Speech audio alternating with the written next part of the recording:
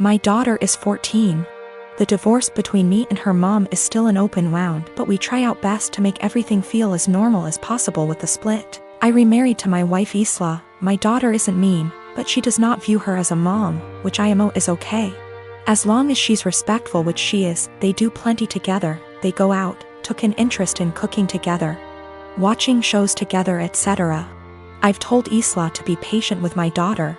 If something is wrong, I'd expect her to come to me and I will talk with my daughter and make sure we resolve the issue. But as far as the harsh parts of parenting, that's up to me. So the other day, my daughter came to me saying she wanted to go to her mother's. I asked why she did because she looked upset. She said to ask my wife. I called her mom and she said she'd pick her up but hasn't heard any issues from my daughter. My daughter's birthday is coming up, we are doing a quince for her. She's very excited. So Isla went to my daughter, saying that she wanted to have a quince, just with us, meaning without her mother or her family. When my daughter said she wanted her mom there, especially because of how big of a deal this is. And Isla was pretty much trying to force the issue and telling her that she can do one here and just as big. My daughter asked why she's trying to leave her mom out of such an important event. And Isla got mad at her for that and accused her of being bratty, and if she wants her mom so bad she should go there. I was so confused. What argument even is that? First of all, there's a reason she went behind my back and told my daughter. Second of all, she's not my kid's mother. And the more she tried to replace her, the more my daughter will resent her. Third of all, she's never welcome to insult my daughter because of her issues, and I don't know where and why she thought this would fly. I told her this, and her argument was that she wanted to be noticed by my daughter and why I care so little about her feelings. I told her my daughter notices her. They go out in girls' days weekly, they go out, watch movies together, etc. My daughter has been plenty inviting to her. Frankly, I'm surprised at how well she's opened up to her, but now she will have to earn her trust back. She again asked why I keep taking my daughter's side and not meeting her in the middle. I told her she's wrong here, simple as that. I could have if she didn't do it like this. I told her that if she expects me to turn on my daughter, she's out of her mind, and my daughter comes first in any situation. She started crying and accused me and saying she's in second place, to which I confirmed. I would never want her to put me over a kid. She left and now isn't speaking to me. V asked my daughter if this behavior was consistent. She said that she feels like Isla makes it a point to not talk about her mom, but nothing this extreme. My boyfriend started asking to join me in my girls' night in. Every time I tried to say no, he'd be like, I have to join or you'll have to cancel. It made me and the girls miserable having to sit there with him in the middle. This past Friday he insisted to join us again. I had enough. I came up with an idea to get him to hate hanging out with us. Made a plan and told the girls what we were going to do, and they were down for OT. The girls came and my boyfriend immediately sat with us and started ruining our conversations by steering them towards him / his work / his achievement. So here's what I did. I started bringing up gross / embarrassing subjects, and the girls were eating them up by talking about them in details. Subjects like sevks, periods, his most sensitive spot, cramp diarrhea, hairy legs, fart getting trapped in the vulva and coming out the front, squeezing shit out of our faces, cramp diarrhea, dirty underwear, and again, cramp diarrhea. We talked about this stuff in boring details, like, I could feel his discomfort without even looking at him. But God, when I turned to see why, he got quiet suddenly. He was getting red in the face, and had sweat all over his forehead. I bet he found himself unable to relate to this subject, thus couldn't take part in the conversation. He got up from the couch ready to head out.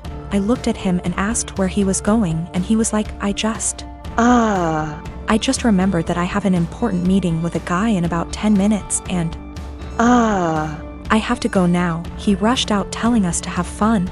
The girls and I started laughing hysterically. He came home and berated me, saying I made him feel uncomfortable / sick with the horrible subjects I kept bringing. I said, what you talking about? This is the typical stuff girls talk about all the time, but he insisted I made him upset and caused him to leave. He declined to speak to me and been quiet since then. This is his apartment. He tells me who is and isn't allowed to come, and I thought this was fine since it's his place. Though I help with the bills, but he makes so much more as the head of security in his company, so that's that. I just can't believe how dense and blind I've been to his negative ways. He's still giving me the silent treatment, and I've decided it's just a lot to take. And so I'm temporarily moving in with one of the girls and will now be definitely reconsidering few things. I purchased a 3-bedroom condo in Toronto, Canada 5 years ago when I was in my second year of medical residency. Soon after the purchase, I rented one of the rooms to my roommate to offset the costs of the mortgage. I live in one room, she lives in the second, and the third is my study/office. She has been a great roommate from the beginning. We aren't necessarily friends, as in we don't do things together for fun, but we get along exceptionally well. The entire roommate/tenant relationship has gone swimmingly up until recently. A couple of weeks ago, my roommate broke the news to me that she is pregnant. The father was a fling of hers, who does not want anything to do with the child. My roommate has decided she wants to keep the child anyways, and raise it on her own. To me that seems like a huge challenge, and I admire her for it. The issue is, while I don't necessarily dislike children, I have no desire to live with a baby. While the condo is a fair size, I will most definitely be woken up by the babies crying at night. My condo is also where I like to come home to and relax, like a haven after a long workday. And the idea of coming home to a baby honestly seems absolutely chaotic. Especially since this isn't my own child, i.e. one that my girlfriend and I decided to have / was mentally prepared for. As difficult as it was for me to do this, I told her essentially what I've written here. And that it would be best if she finds somewhere else to live. I am not rushing her out or anything like that. I have given her 6 months notice. Since any later than that will come too close to the birth. She was honestly quite taken aback by this, and thought that I was being cruel. Her primary concern is that rent has gone up substantially in this city since she signed on with me. I haven't increased her rent since she moved in, so she's essentially paying 2015 rent. She works as a waitress, and will likely need to find a lesser apartment to keep within the same budget. A couple of other considerations are that she was out of work while restaurants were closed. But I did waive her rent for that period. All of the furniture is also mine, aside from her bedroom, so she would need to figure something out on that front as well. Aside from all of the child expenses. I understand her position, and I feel horrible about the situation, but I honestly can't do it. I haven't been able to give life much thought lately, as work has been quite busy. Firstly, I have a friend in real estate, and I'm going to see if they can help her try to find some affordable listings.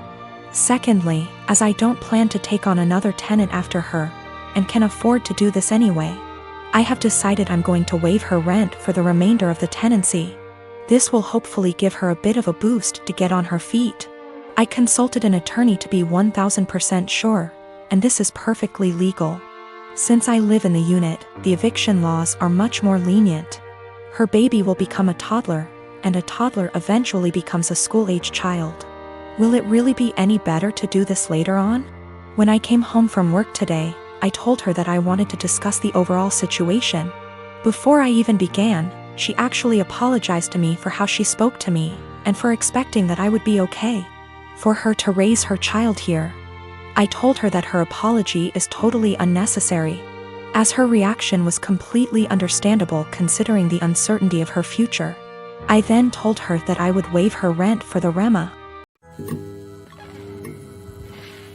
This happened during this weekend, me being in my early 30s and my GF in her late 20s. I was invited to a wedding ceremony of a colleague and could bring someone with me. I asked my girlfriend that I've been dating for a year if she would like to join me, and she was really happy because she apparently loves weddings. Since we don't live together, I drove to pick her up so we'd have some time to spare before the ceremony. As she comes out, she looks really beautiful and has obviously put in time to fix her hair and makeup. She's also wearing an off-white dress that was rather ornate. As she got in, I told her that she looked stunning, but I asked if she could change to a different colored dress for the ceremony. I'm not one for etiquette by far, but one of the few things I have heard everywhere is that you should not wear a white dress to a wedding unless you're the bride. She became pretty upset and wanted to know what was wrong with her dress. I said that it would be inappropriate to wear a white or off-white dress unless you're the bride, and that it's like wedding law or something. Trying to be light-hearted about it. She rolled her eyes and said that it was an outdated tradition about women and virginity, and that when her friends got married everyone wore white and that it's not a big thing anymore. I told her that I don't know what the dress code is for this ceremony, but since it's not saying all white clothes, I still thought she should change to another color, but white or almost white, because my colleague was getting married and we had no idea how she felt about it. My GF became really upset and told me that I was trying to control what she was wearing and that it was abusive, which honestly made me really upset and hurt. I said something along the lines of, well, you shouldn't go to a wedding with an abuser then, and then I told her to off out of my car. She began to cry and wanted to apologize and give me a hug, but I just told her to get out, which she did. To clarify, we never left the driveway by her home. I did not drop her off in the middle of nowhere or anything like that. I drove off and she called and texted me a bunch. I answered, I don't want to talk right now, and then turned my phone off and attended the ceremony. The bride was the only one that was wearing white, so I feel as if my gut feeling was the right one. When I got home, my phone had blown up by texts from her and her best friend saying that I was being inconsiderate and controlling, and should apologize for my behavior. I vented to a few friends, most of them agreeing with me, but some have said that it was an asshole thing to tell her that she could not wear her dress, because it had nothing to do with me. I feel as if I was in the right since it was my colleague's wedding and it was better to be safe than sorry. But I'm also not sure if I was being an asshole about the situation. My girlfriend found out about the thread, don't know if she knew my handle, or just found it, and we talked over the phone. She apologized and I apologized, and it was a pretty good talk.